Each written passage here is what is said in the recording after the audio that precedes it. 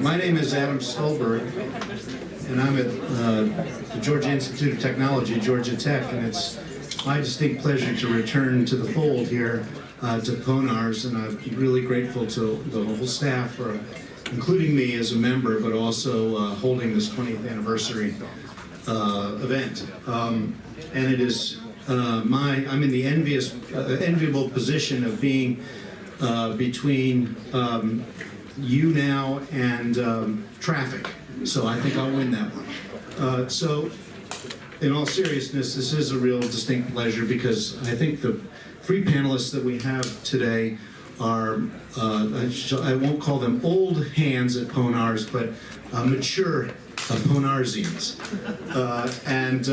But I do want to note that we have suffered one casualty, and that Pavel Bayev will not be joining us today.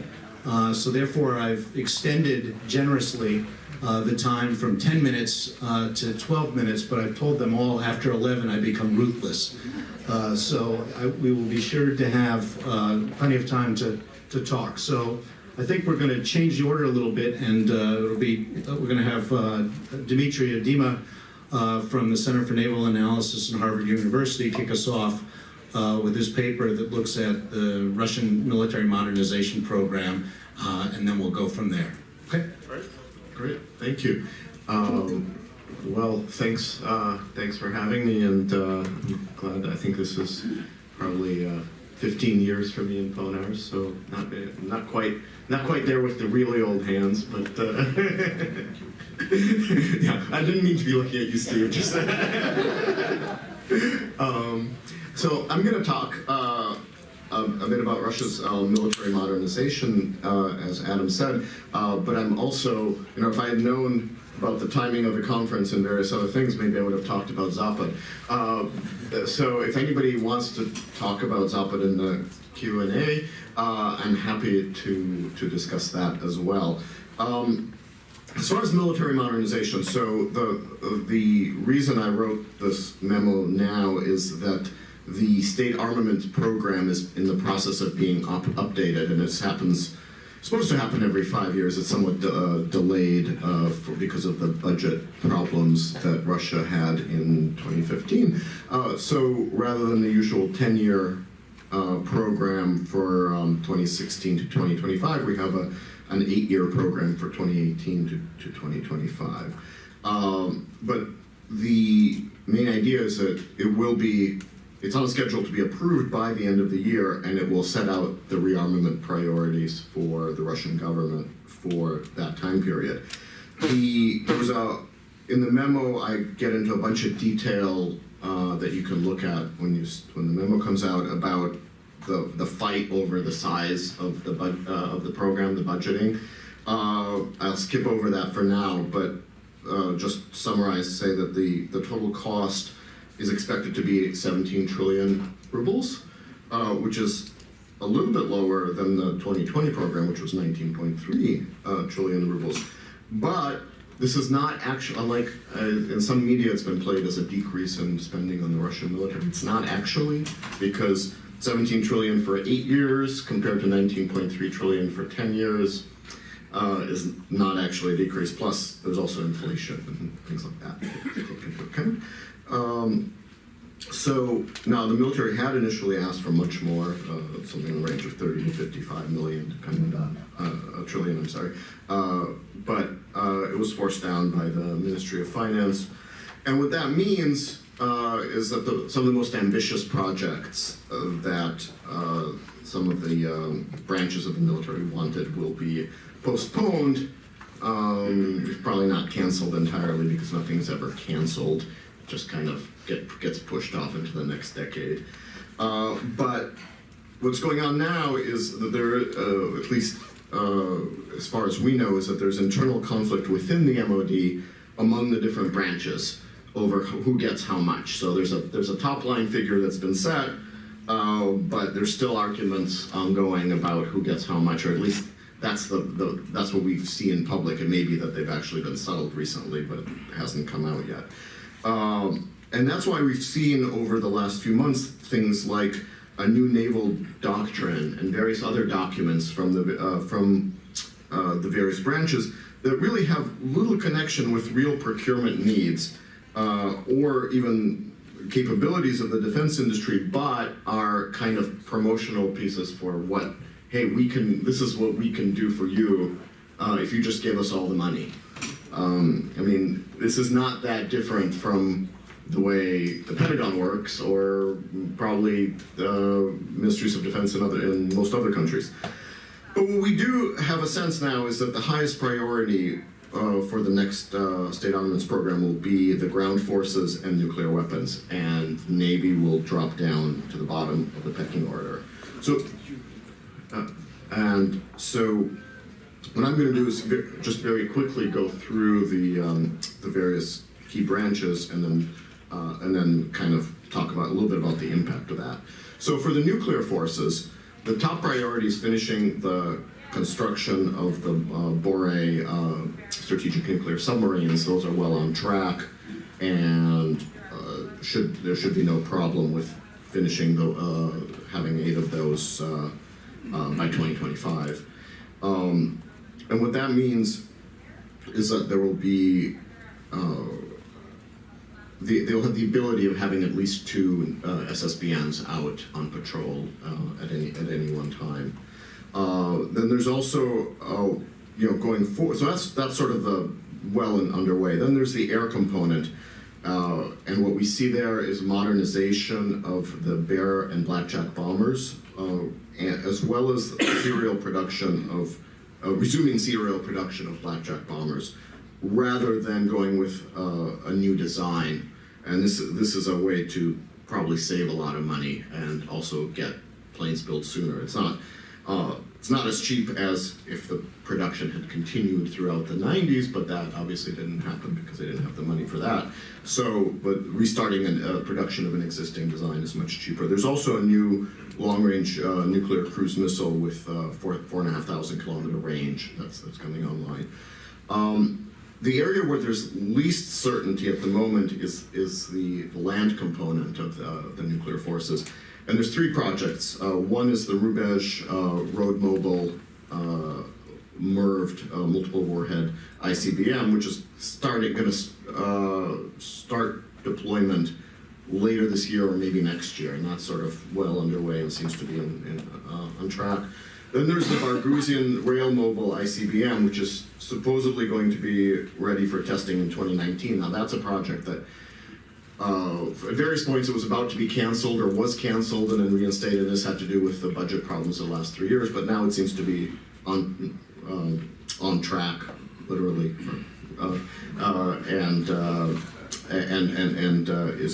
seems to be not have any problems. The one project that is having problems is the Sarmat heavy silo-based ICBM, which the tests keep being postponed, and it now looks like it won't be deployed until 2020, and that's only if the developmental delays are overcome. So this could be even later in this next 8-year cycle.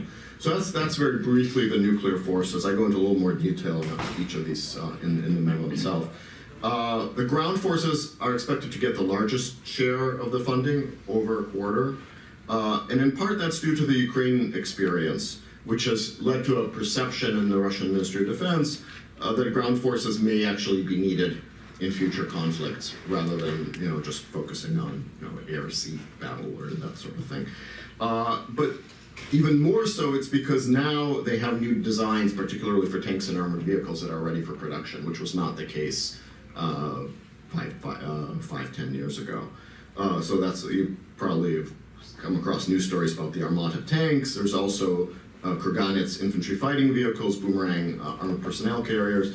The problem with a lot of these is that they're good. They're very good new designs, but they're kind of expensive, which may limit the numbers of units that can actually be procured.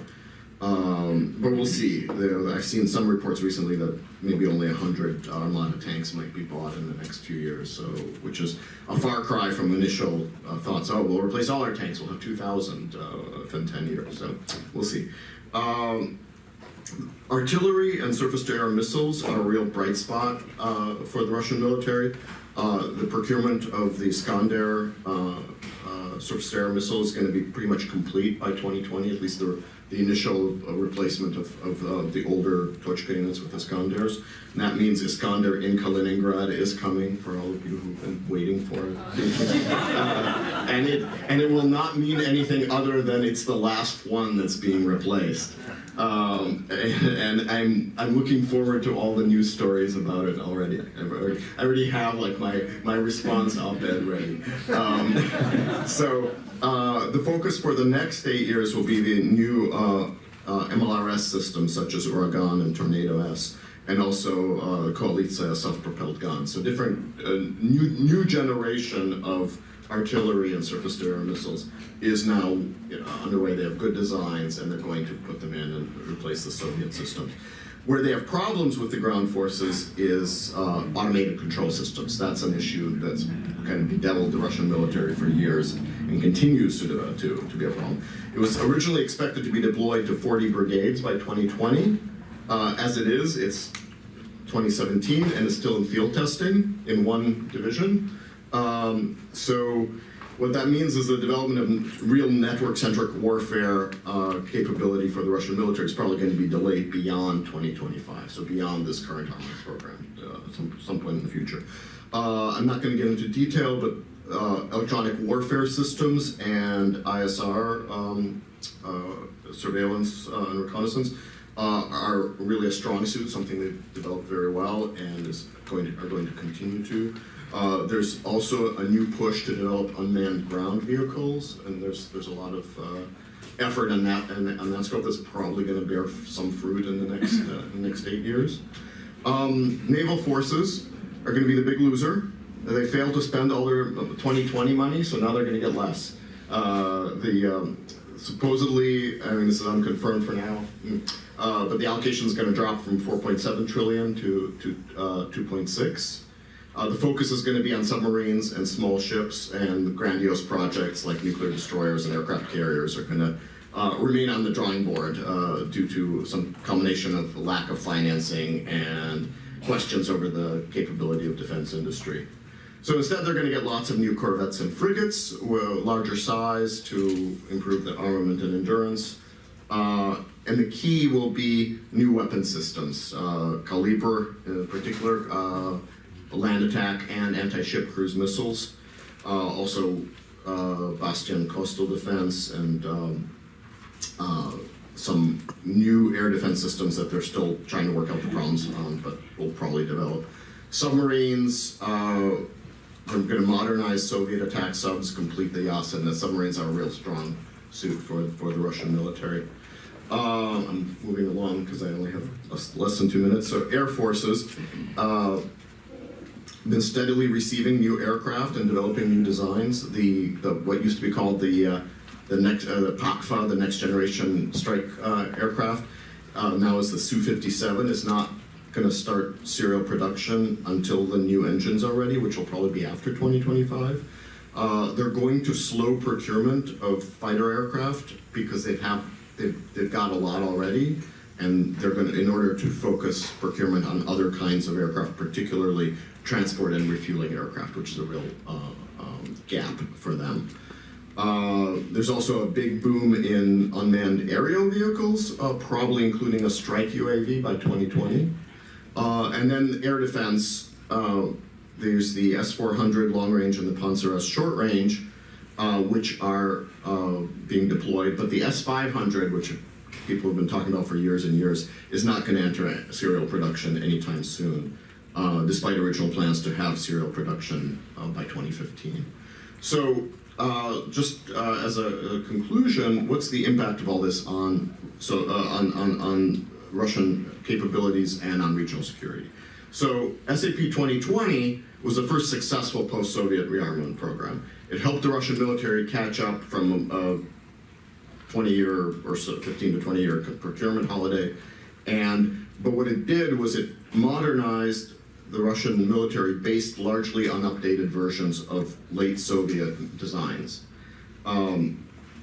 SAP 2025 is now designed to transition the Russian military to a more regular procurement schedule that's sustainable for the budget and for the defense industry. The biggest challenge is going to be bringing completely new post-Soviet designs to serial production. And what we see is there's a lot of success in some areas. I mentioned nuclear submarines, missiles, UAVs. A lot less success elsewhere, particularly surface combat ships. Air defense is kind of, I mean, they have really good designs, but progress has been slow on next generation. And they're still unclear on combat aircraft, tanks, and armored vehicles. So what does this mean in terms of military capabilities? Russia's already strong enough to defend itself against pretty much all of its neighbors, except maybe China, unless it, with conventional forces. So the new procurement is really aimed at keeping pace with technological improvements among the peer competitors, so China and NATO member states.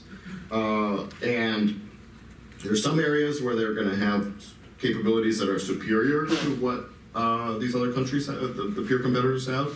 Air defense, anti-ship cruise missiles, electronic warfare are three areas where they are probably ahead of us. There are other areas where they're going to narrow the gap. UAVs, precision-guided munitions, tanks, armored vehicles. And then there are areas where they're going to remain behind the US and may start to lag China as well. Surface ships, transport aircraft, automated control systems. So there's a range here, and what I want to do is to kind of, it's important to disaggregate the Russian military procurement. Some areas are very successful, some are much less so, and I want to make sure we don't kind of lump everything together as, the Russian 12-foot red ninjas or the sort of the Russian military resting at pier and at base and so forth. So, sorry I went a little over time. That's okay. I urge you all to read Pavel's memo because he picks up some of the themes here.